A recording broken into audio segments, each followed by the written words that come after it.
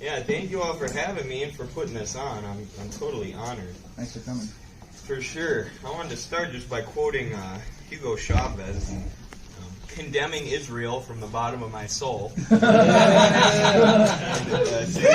Free Palestine, so solidarity with them right now, with everything going on. And it's interesting that Zelensky and the Atlantic Council, which is basically a mouthpiece for the military-industrial complex, have talked about turning Ukraine into a big Israel. That's their plan, is turning it into an apartheid state that's constantly at war and a constant source of revenue for the military-industrial complex. So, thanks to Slava for that amazing history lesson. We know that the bourgeoisie and the bourgeois press, in order to lie about these things, they have to isolate events from the historical factors that created them. Right? So I've never seen anyone go that far back in the history, but that helps debunk the lies. Like they have to say this conflict started in 2022 in order to lie about it. Because if you go back even in 2014, you start to see the influence of Nazism and banderism and U.S.-backed banderism. Although I had a debate with the popular political streamer Vaush recently, and he informed me that there are actually no Nazis in Ukraine. So you've all been deceived by Putin propaganda. I'm sorry to tell you. I've actually met a handful of Ukrainian refugees recently through wrestling. They keep coming over. The first one I met has been here for a while. I didn't know how to start a conversation with him, so I just asked, are you from Western or Eastern Ukraine? He goes, Western Ukraine, where the Patriots are. I'm like, okay. All right, understood. I'm not going to take that conversation any further. Yeah. But then, actually, I met another kid who wrestled on the Wisconsin national team with us from Ukraine, who was from Zaporozhye. And he had a totally different perspective. He spoke very highly of the Soviet Union. I went on a walk with him before the tournament because he liked to do that, and he was explaining, like, the Americans don't like to walk, and your guys' infrastructure isn't set up for walking. It's built for cars, and he's like, the Soviet Union built all this public transportation, all these walking paths. It was really interesting to hear. And then recently I met one more refugee who had to pay the Armenian mob. He said I didn't get the full story, but he had to pay him $7,000 3 separate times to sneak him out of Ukraine. And now he's coaching wrestling in Minneapolis, so pretty wild how it's coming home. Also, I went home to see my parents the other day. They live in Baraboo, Wisconsin, and there is a Ukrainian camp funded by a Ukrainian millionaire in Chicago with a statue of Stefan Bandera. And it's like one of these youth camps where they're indoctrinating kids with banderism. And actually, there was a controversy in Baraboo a while ago where kids took a homecoming picture doing the Sieg Heil, like the Hail Hitler, and you got to wonder if there's some kind of connection there. I wanted to say Alexander McKay's speech was amazing. I learned a whole bunch about Europe from that, which I appreciate. It's a dream come true to hear from Jeff Munson. This is the first time I've been at a political event where there's someone else with cauliflower ear. That's really encouraging. It's hard to convince combat sports athletes to be Russophobic because you grow up your whole life watching these amazing Russian combat sports athletes. And it's like you can't convince me that the country that produced Buvaisar Satiev, Fedor Emelianenko, and Alexander Karelin are inferior to Americans. I've watched them beat up Americans my entire life. Doesn't make any sense. But what about I also like hearing Jeff. It's always interesting hearing people in Russia talk about the pro-Soviet sentiment there. And people do miss the economic benefits, the free daycare, the free health care, the education, but what they all talk about is that sort of socialistic culture and how it's a different way of being where you help each other and you care about each other, and in our rugged individualist society, that just sounds so incredible, I just want to talk a little bit today about multipolarity and what that means for socialism and the possibility of socialism around the world. Obviously, we've seen a string of anti-colonial coups now in Africa, which people mentioned in Mali, Burkina Faso, and elsewhere. And some of those coups, the people were waving around Russian and Chinese flags, which is really interesting. I think we can learn a lot looking at the Cuban Revolution and the way that Fidel Castro was originally a Cuban nationalist. And eventually he had to declare the revolution to be socialist in character because he realized there's no real independence without socialism, which is obviously something Che Guevara and Raul Castro were saying from the beginning. But how do you have independence when your mines, your factories, and your farmland are owned by Western multinationals? You can't. There can only be true independence through socialism. And I think that's what a lot of these countries are going to realize as they try and kick out the Western imperialists and as things develop. I mean, that's what Libya realized under Gaddafi, and that's the kind of system they were moving towards, giving people education, owning their own farmland, giving it to the people, giving the people tools to start farms. And we know that NATO partially killed Gaddafi because he was moving towards currency independence. So neocolonialism is really the continued economic domination of these countries. And you can't free yourself from neocolonialism without economic independence in the era of capitalist imperialism. The U.S.-dominated global financial system, or the Bretton Woods system, that centers around the IMF and the World Bank that were created in 1944. Obviously in 1914 or when was imperialism published? Was it 1917 or 1914? 1916. 16? Yeah. Okay. Lenin describes capitalist imperialism. That capitalism has reached this new stage dominated by finance capital, where capitalists will go abroad and try and super exploit countries. The Bretton Woods system, the IMF and World Bank are really an outgrowth of that. They're tools that the finance capitalists use to assert their dominance and control other countries. So without freedom from that Bretton Woods system, from that U.S.-dominated global financial system, there's no real independence and there's no real sovereignty. And then IMF and World Bank are obviously, they have thousands of subsidiary banks which are everywhere, and the power of those financial institutions, though, are ultimately backed up by the barrel of a gun. That's why the U.S. maintains nearly 1,000 military bases and all these military agreements, and you can see that with the way that they enforce the blockade on Cuba and the sanctions on Venezuela. Like, yes, there are financial sanctions that a lot of countries have to follow, and the European countries just follow them because they side with the U.S. like puppets. But like when Iran tried to send oil to Venezuela against the wishes of the U.S., the oil was intercepted by the U.S. Navy, and they basically pirated it. They took it back to Houston. So, perfect example here of how the U.S. is using economic warfare and financial warfare, but ultimately it's backed up by military force. Another good example of the way that economic independence is needed for true independence is Iran. A country that's not a socialist country, but who had an Islamic revolution in 1979 that was highly driven by resentment against the West and the Western-backed Shah. And we've seen that they still don't call themselves socialists, but all of their banks are in state hands, right? 70% of their industry is in the hands of the state. They're using central economic planning and forging closer ties with Russia, China. They've had to move towards a socialistic style of economics in order to maintain independence and maintain their sovereignty.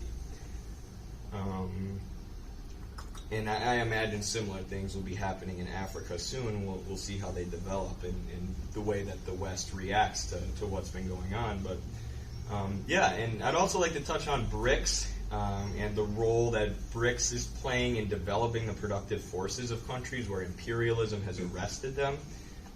And prevented them from developing, because it's the orthodox Marxist view that it's the advancement of the productive forces that ultimately causes the relations of production to burst asunder, and we can move to a new era, a new social system. So Marx says in the manifesto, talking about how feudalism transformed into capitalism in Europe, he said, in one word, the feudal relations of property became no longer compatible with the already developed productive forces. They became so many fetters. They had to burst asunder, and they were burst asunder. Into their place stepped free competition, accompanied by a social and political constitution adapted in it, and the economic and political sway of the bourgeois class. So it was originally the view that nations had to go through a period of capitalist development where the productive forces are advanced in order to create the conditions for socialism to come about. But what Lenin notices in his book Imperialism is that in countries targeted by imperialism, the productive forces are prevented from developing, and they're held in this sort of semi-feudal state, and that's where you get the worker-peasant alliance from, him saying we need to work together with the peasants, and then immediately develop our productive forces after the revolution. And Maoists and other leftist ultras have criticized China to their adherence of a foreign policy of complete non-interventionism and completely not messing with the politics of other countries, because these ultras would like China to export revolution, and try and do the same thing that the USSR did. But that's not how China sees their role in 2023. They are not here to export revolution and create unnecessary problems with the U.S., but what they are doing is helping countries, especially countries targeted by imperialism, develop their productive forces. And in doing so, they're bringing millions of people out of poverty, and they're creating the preconditions for socialism. So we'll help you develop, and then if you want to have a socialist revolution, go for it. But we're not going to export revolution. We're not going to mess with your politics. And it's really hopeful to see that, and really great to see what China's doing. And the people who sit in the West, in the belly of the beast, in the heart of the empire, and just carry water for imperialist narratives about China, it's completely ridiculous. And Russia, of course. But to quote even Noam Chomsky about China, he said it's driving the U.S. crazy because they can't do anything about it. China's just investing and building, investing and building, and they're playing the long game. So lastly, I just want to talk about what Americans can do to help usher in this era of multipolarity and eventually global socialism. One, stop buying into corporate media propaganda about Russia and China. And if you do, just stop calling yourself a socialist, please. More difficult for the rest of us who know what's going on in the world. If you're a socialist in 2023 living in the U.S., no reason to carry water for imperialist talking points, like I said. Another thing that I think is important to recognize, as much as I like BRICS and what China's doing, it's not a cure-all. Vijay Prashad has said we shouldn't be overly optimistic about what China's doing, because the world is still dominated by the IMF, the World Bank, and the Bretton Woods system. And it's going to take a long time before an alternative system can overtake that. We're still a long way off from China, Russia, and BRICS overtaking the IMF and World Bank as the most powerful financial institutions in the world. So meaning revolution is still important. Point number 3, China doesn't export revolution, but revolution is still important, and it still moves us closer to multipolarity. There's a reason that the capitalist imperialists have invested so much money in destroying Cuba and the Bolivarian Republic in Venezuela, because these are countries who threw off the shackles of Western economic dominance, who are right in the backyard of the United States. There's a reason that France and the corporate media had a meltdown over the anti-colonial coups in Africa that booted out Western military presence. Because these events weaken the empire and they move us closer to a multipolar world, right? So it's not just China's investment in BRICS and what China's doing. There's still a place for revolution. And there's still a place for socialists to rise up, and that's what China sees their role as. We'll help you develop your productive forces, but figure out your own politics. Which leads me to my final point. The number one thing that Americans can do to usher in the era of multipolarity is to have a revolution here at home. And an American revolution might seem far-fetched at this point, but it's on American socialists. The onus is on us to educate the working class and make it happen. It's got to start somewhere. It's not like there hasn't been a revolution before in this country. There was the revolution against the British that established independence. There was the Civil War that moved the South away from this bourgeois slavery mode of production and towards capitalism. We have a revolutionary history.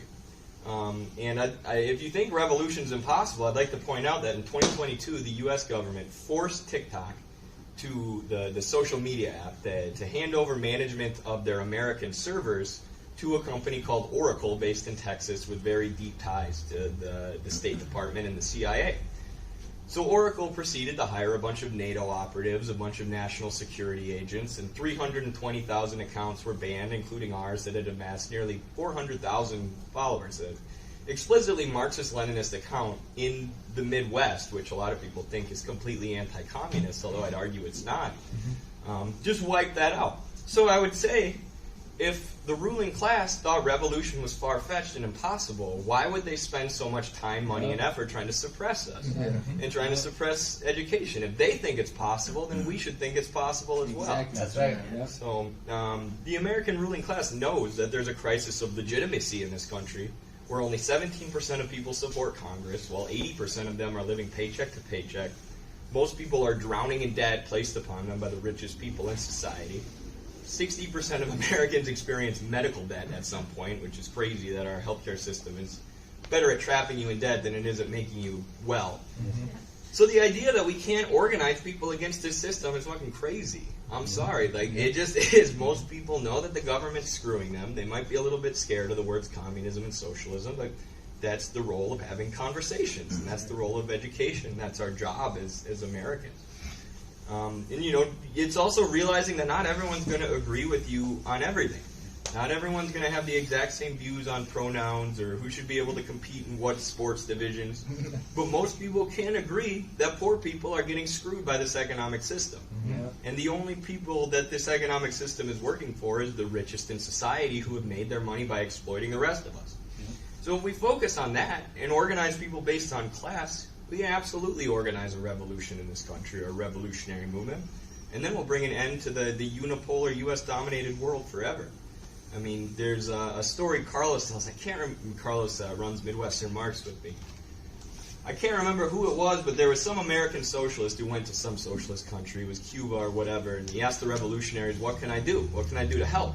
And they say, "Go home and have a revolution in America. Go overthrow your imperialist government that's robbing us." You know, that we're in the most anti-communist country in the world, but we also have the greatest imperative to overthrow our anti-communist ruling class. But it's going to take a lot of work, a lot of strategy, a lot of solidarity, and a lot of cooperation to do it, which part of the reason we founded Midwestern Marx is because we see those aspects missing from the current American left, which is very individualistic, hyper-focused on social issues, and does what Michael Parenti called ABC theorizing, anything but class. They'll talk about anything but the class struggle. I just want to add also, I couldn't agree more with the idea that Donald expressed about communists being upstanding members of their community and engaging in sort of personal development. And one of the ideas my buddy Carlos has expressed is that we need to develop some sort of socialist virtue ethic, some sort of idea that, you know, personal development is good, being an upstanding member of your community is good, you know, and by doing that and treating people with respect is how you're going to gain their trust and how you're going to get them to listen to you when you talk about things. You don't need to beat them over the head with communism, but earn people's respect, treat them well, be a competent person, and they'll listen to you. I have a good buddy who became a much better communist after he read Jordan Peterson's 12 Rules for Life. He didn't like Jordan's politics, but he started cleaning his room, making his bed. He was a better organizer after that. It just is what it is, right? So, that's all I have to say. There's still a place for revolution in 21st century socialism, and the onus is on us to create a revolution here in the U.S. So, sorry I was short. I'm used to TikTok videos.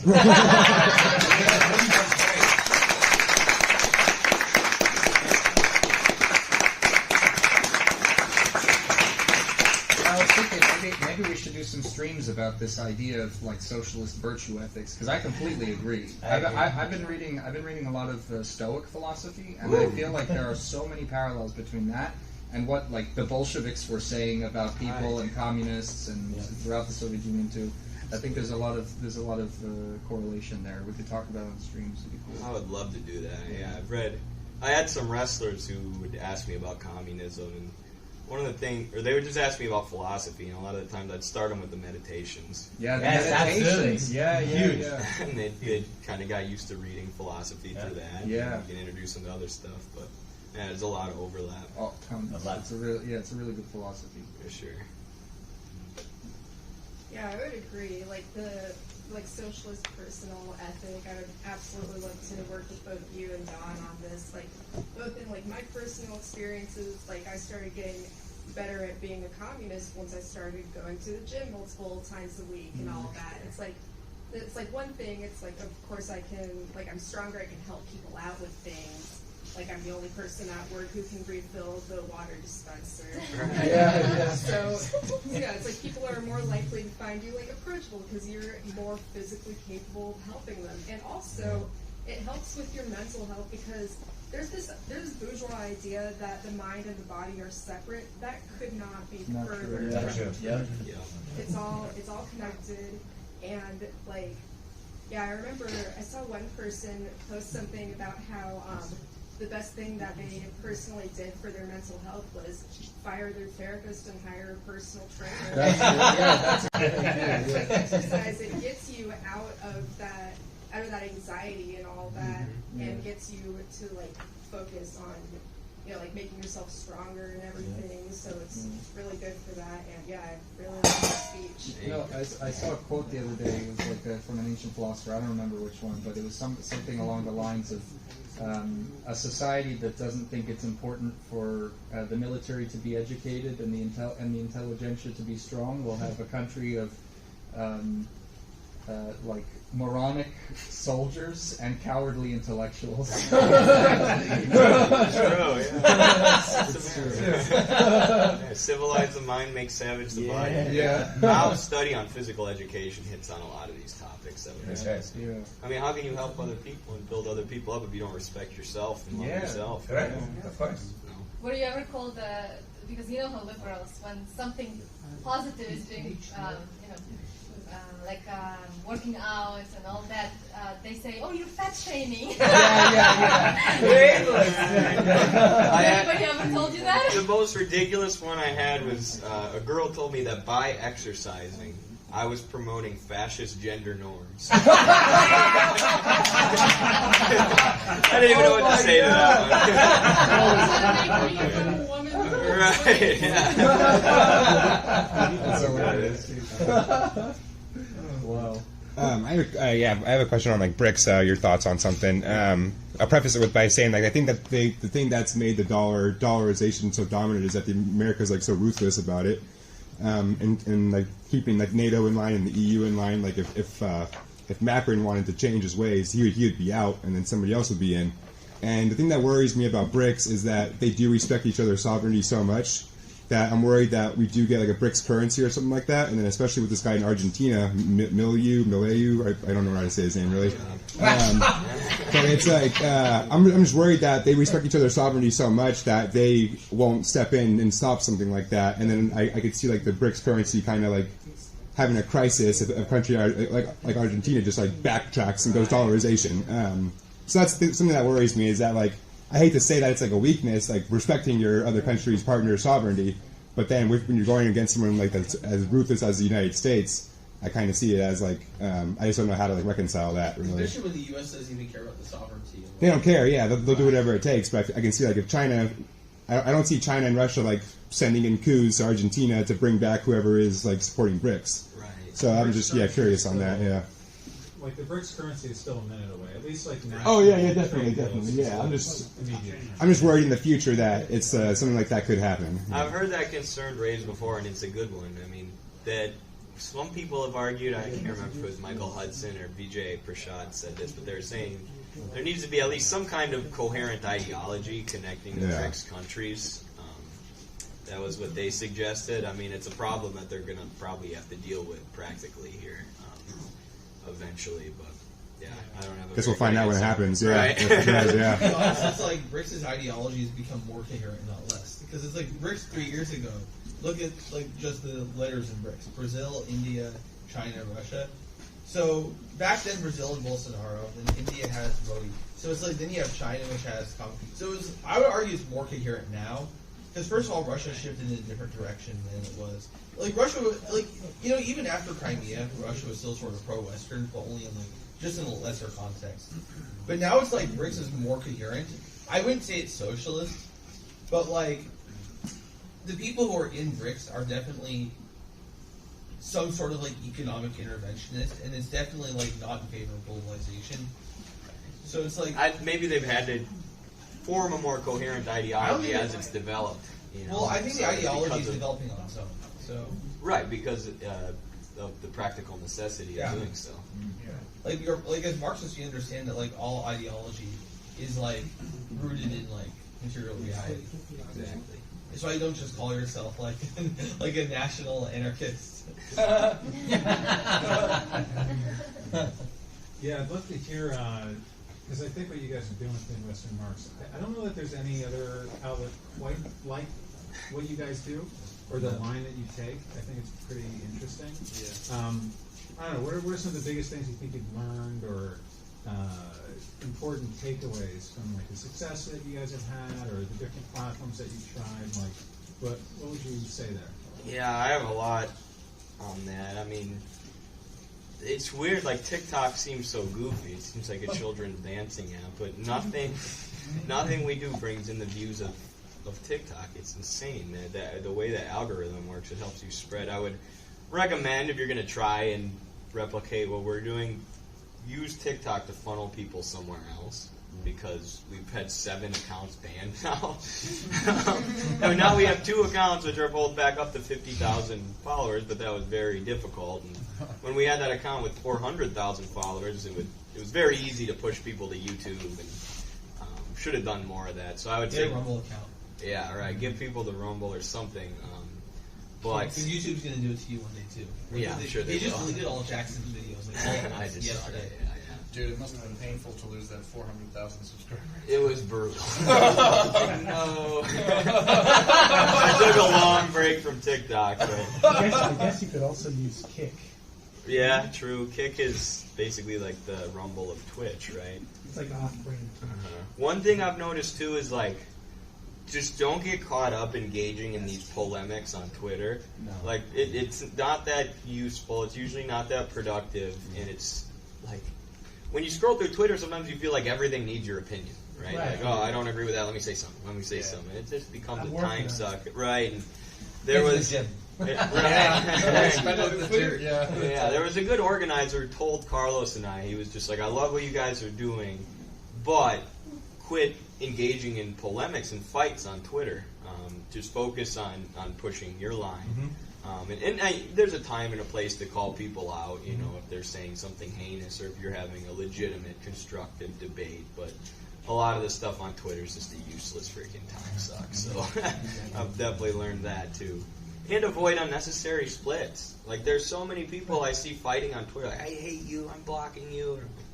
You guys agree on 99.9% of stuff. Yeah. There's a chart on Marxist.org for all the Trotskyist splits in America. See that? Yeah. That's a pretty funny chart. Half of those groups have Twitter accounts. You should check those out. Just fighting each other.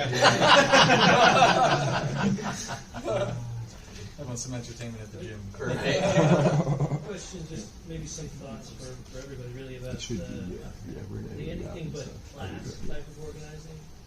I see it's getting really prevalent in especially like younger folks coming out of college who are calling themselves Marxists and they're really organizing it around, like you said, Parenti said that? Yeah, anything but class. Yeah. And it's obviously like a way for the ruling class to divide everybody, but these people can't see it yet. I don't know if it's a lost cause or like what. I'm having trouble finding ways in my own interactions with people, like trying to convince people, hey, it's class first because then we'll get liberation for everybody. You Right. can't go the other way. But I'm just interested to hear your thoughts on that. Yeah. I mean, sometimes it is a lost cause. Sometimes people just have to get into these organizing spaces and see it for themselves and kind of grow up. And it is a lot of students, and unfortunately, a lot of the communist organizations in the U.S. are pushing people towards what we've started calling a Midwestern Marx activist brain.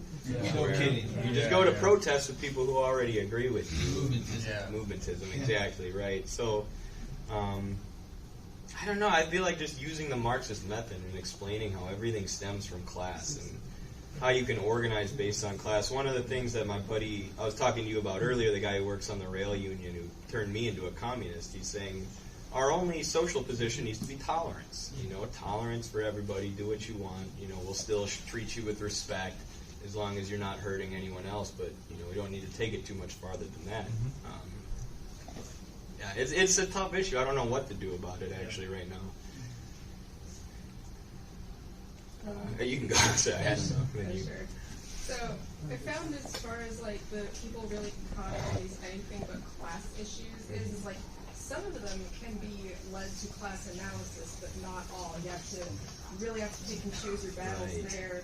And like, let's say, for example, like with Black Lives Matter or something, there were a lot of people that felt very mobilized by that and everything. So I point out to them, it's like, has anything gotten materially better for the vast majority of Black people since 2020? No, it hasn't. There's just been like more DEI seminars for like various corporations and in your university and everything, and like a handful of professional activists got some mansions that own the Black Lives Matter NGO. Are you trying to say Ibram X. Kendi didn't solve racism?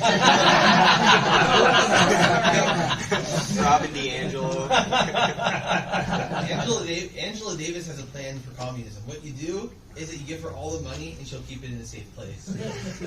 I agree. What I would just always try to go to those rallies and raise the property question. You know, be like, look at the prison industrial complex. The reason the police are so racist and brutal towards poor people is, one, they're an armed body of the state that serves as a tool of class suppression, and then they're making tons of money off of prison labor and off of keeping the prisons filled with bodies. It all comes back to them making money off of this and exploitation. The anything but class people need to understand. I mean, I think you said earlier that having a class line doesn't mean rejecting marginalized people. Right. Yeah. I always hear that. You say that, let's organize by class, and they're like, how dare you abandon the marginalized? Like, how is making life better for poor people abandoning the marginalized? Right. Like, class struggle lifts all boats. Well, anyway, let's give Eddie another round of applause.